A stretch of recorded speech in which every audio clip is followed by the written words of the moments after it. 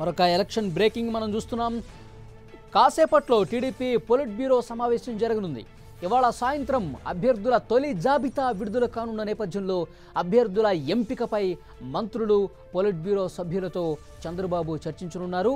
అభ్యర్థుల జాబితాపై మంత్రులు polit bureau సభ్యులతో చర్చనున్నట్టు తెలుస్తోంది. సాయంత్రం టీడీపీ అభ్యర్థుల తొలి జాబితా విడుదలయ్యే అవకాశం కనిపిస్తుంది. పూర్తి డీటెయిల్స్ తెలుసుకునే ప్రయత్నం చేద్దాం. మా ప్రతినిధి రవిచంద్ అమరావతి నుంచి లైవ్లో సిద్ధంగా ఉన్నారు. రవిచంద్, కాసేపట్లో టీడీపీ పొలిట్ బ్యూరో సమావేశం ఉంది. ఏంటి సమాచారం? ఈ సాయంత్రం టీడీపీ అభ్యర్థుల జాబితా కూడా ఫస్ట్ లిస్ట్ రిలీజ్ అయ్యే అవకాశం ఉన్నట్టు తెలుస్తోంది. మీ దగ్గర ఉన్న తాజా సమాచారం ఏంటి?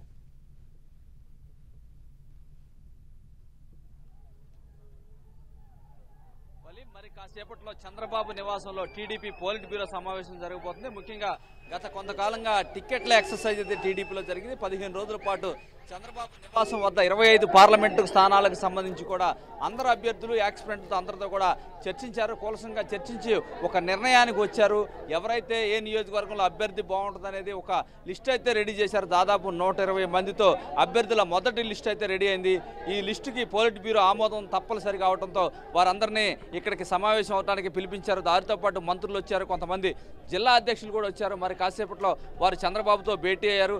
ఏ విధంగా అభ్యర్థుల ఎంపిక చేసింది, తాజా రాజకీయ పరిణామాల తదితర అంశాలపై కూడా వీరు చర్చిస్తారు. ముఖ్యంగా పలు నియోజకవర్గాల్లో కొన్ని వివాదాస్పదమైన ఆ నియోజకవర్గాలు ఉన్నాయి. వారిని అందరినీ కూడా అంతర్గత కలహాలను ఏ విధంగా సమస్య పోయేటట్టు చేయాలి, ఏ విధమైన సమస్యలు ఉత్పన్నం అవుతున్నాయి, ఎవరైతే పార్టీకి వ్యతిరేకంగా పనిచేస్తారో వారిని పిలిచి ముందుగానే బుజ్జగించాలి, ఎవరెవరు పోలిట్ బ్యూరో సభ్యులకు కూడా కొంత బాధ్యత అయితే పెట్టాలని కూడా చంద్రబాబు భావిస్తున్నారు. ఎందుకంటే ఆయన ఎల్లుండి నుంచి కూడా ఎన్నికల ప్రచారానికి వెళ్ళబోతున్నారు. 16వ తారీఖు తిరుపతి నుంచి ప్రారంభించబోతున్నారు.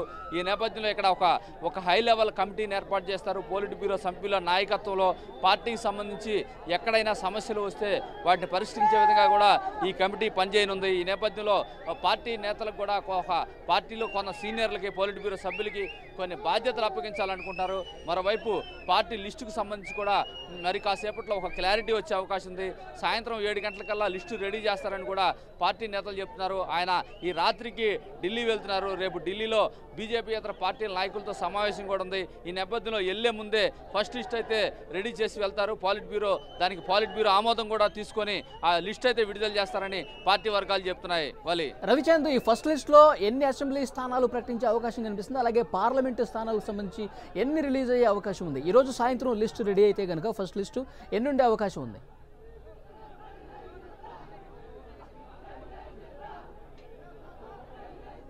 దాదాపుగా టీడీపీ వర్గాల నుంచి అందుతున్న సమాచారం ప్రకారం 120 నుంచి 125 స్థానాలు ఎట్టి పరిస్థితుల్లో కూడా మొదటి జాబితాలో ఉంటాయని చెప్తున్నారు. పార్లమెంట్లు కూడా 3-4 తప్పించి దాదాపు 20 పార్లమెంటు స్థానాలు అయితే ప్రకటించే అవకాశం కూడా ఉందని చెప్తున్నారు. ఎందుకంటే కొన్ని వివాదాస్పదంగా కొన్ని కనిపిస్తూ ఉన్నాయి. ముఖ్యంగా మంత్రి సిద్ధారావుకు సంబంధించి దర్శి నియోజకవర్గం ఆయన అభ్యర్థిగా ఉండాల్సింది. ఆయన ఆఖరి నిమిషంలో ఒంగోలు పార్లమెంటుకి కేటాయించారు. కానీ ఆయన నియోజకవర్గ కార్యకర్తలంతా కూడా తీవ్ర ఆందోళన వ్యక్తం చేస్తున్నారు. ఈ నేపథ్యంలో అటువంటి స్థానాల్లో 1-2 మారే అవకాశం అయితే స్పష్టంగా కనిపిస్తుంది.